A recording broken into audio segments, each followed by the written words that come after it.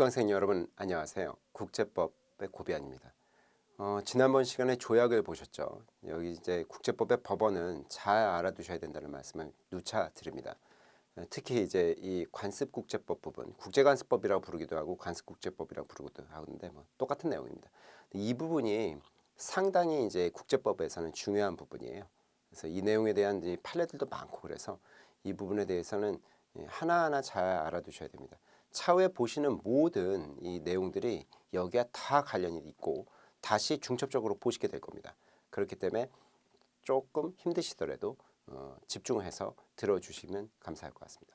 그럼 내용을 볼까요? 관습국제법 또는 국제관습법이자 부르는 내용인데요. 어떻게 불러도 뭐 크게 상관은 없습니다. 그래서 이 개념을 먼저 보셔야 될 텐데 개념은 무엇이냐 그러면 이 일반적인 어떤 관행이 있다는 겁니다. 국제법적으로 국가들의 어떤 실행위가 있었다는 거예요. 오랫동안 이제 국가들이 그런 식으로 어떤 행동들을 해왔고 이런 것들이 이제 관행이라 부르는 겁니다. 이 관행이라는 게 딴 게 아니라 이 국가들의 어떤 실행행위를 관행이라 부르는 거예요. 국가들의 실행이라는 것은 그 해당 사안들에 대해서 국가들이 이런 식으로 행동해 왔다는 겁니다. 각국들이. 근데 그거에 대해서 국제법적인 어떤 국제사회의 법적 확신이 있어요. 그거에 대해서는 늘 그런 식으로 하는 거야 라고 이제 이 국제법의 주체들, 대체로 국가들이죠. 또는 국제기구들이 그거는 그런 식으로 늘 하는 거야 라고 하는 바가 있다라고 한다면 그러니까 뭐 예를 들면 내정 간섭을 원칙적으로 안 하는 거죠. 독립국가에 대해서 내정은 불간섭이 원칙이에요. 그럼 보통 간섭하지 말라라고 얘기하는 게 국가 실행이라는 거죠. 내부적으로 알아서 결정하고 알아서 입법하고 알아서 집행을 하는 겁니다. 그에 대해서 다른 나라가 관여하지 않는 것도 늘 그런 식으로 해왔던 거야. 그러면 그것은 뭐다? 정립돼 있다고 생각한다면 국제관습법, 관습국제법 이렇게 부르는 거죠. 그래서 이 두 가지 개념이 반드시 있어야 되는 거라는 걸 반드시 아셔야 됩니다. 그래서 여기 관행이라는 거와 법적 확신 이 두 가의 결합체예요. 하나라도 빠지면 안 되는 것이 원칙입니다. 그래서 여기 뭡니까 ICJ 규정 38조 지난번에도 보셨죠. 두 번째 부분 나호라고 하고도 B라고도 부르는데 나호라고도 부르고 B호로 뭐 어떻든 상관없어요. 일반 관행의 증거라고 얘기해서 이게 뭡니까 국제법의 법원으로서 인정을 하고 있는 겁니다. 근데 이 구속력이 어떻게 되느냐에 대해서는 학설이 좀 나눠져요. 그래서 어떻게 하냐면 이 주관주의, 의사주의라고 부르는 거와 객관주의로 나눠지는데요. 이 관습국제법의 이 개념, 이 구속력이 법적 구속력이 어느 정도냐라고 생각하는 거예요. 그러면 주관주의는 국가들의 의사가 중요하다는 겁니다. 국가들이 어떻게 생각하느냐 이에 대해서. 그래서 이에 대해서 묵시적으로 가만히 있다는 것은 합의가 이루어졌다 이렇게 보는 거죠. 이해되세요?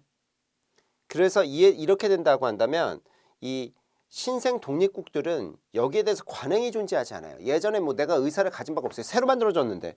그러니까 이 신생 독립국들에 대해서는 기존 국제관습법을 관습국제법을 적용하는 것을 설명할 수가 없습니다. 이에 따르면. 그 다음에 관습국제법의 형성 초기부터 집요하게 집요한 불복 국가라고 부르는데요. 여기에 대해서도 관습국제법의 효력을 인정하기 어렵다는 비판을 받습니다. 의사주의는. 근데 객관주의는 이 객관적 요소를 중시하는 거거든요. 그래서 의도하지 않은 주체들도 여기에 구속력이 있을 수 있다라고 보는 겁니다. 그러니까 객관적으로 그래 왔다는 게 더 중요한 거지 국가의 의사는 별로 중요한 게 아니라는 거예요.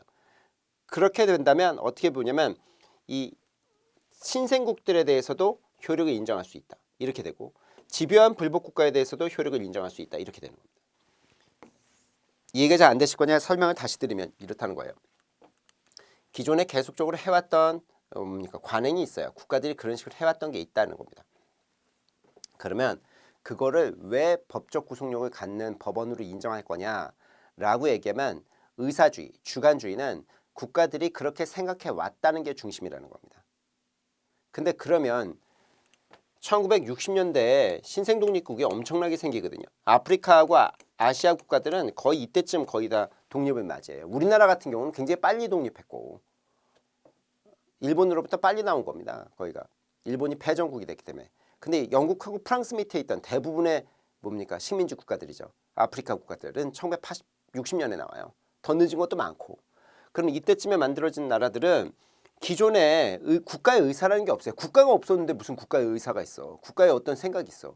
그러니까 기존의 관행들에 대해서 내가 뜻한 바가 하나도 없는데 국가 자체가 없었기 때문에 이걸 왜 따라야 되냐고요. 의사주의에 따르면. 그 뜻한 바가 있었기 때문에 따라야 된다는데 내가 뜻한 바가 없는데. 그다음에 여기는 집요하게 불복하는 국가가 있다. 만약에. 그러면 여기는 의사가 싫다는 거 아니야. 싫다는 거. 그거를 적용하기 싫다는 거. 그러면 이에 대해서는 어떻다? 적용해 줄 수가 없다라고 얘기해야 된다는 거예요. 주관주의에 따르면. 영해기폭 같은 게 나오거든요. 영해를 정할 때 있어서의 직선, 기선은 어디서부터이며 뭐 이런 것들이 나오는데 이거에 끝까지 불복했던 애들한테는 적용 못하게 되죠.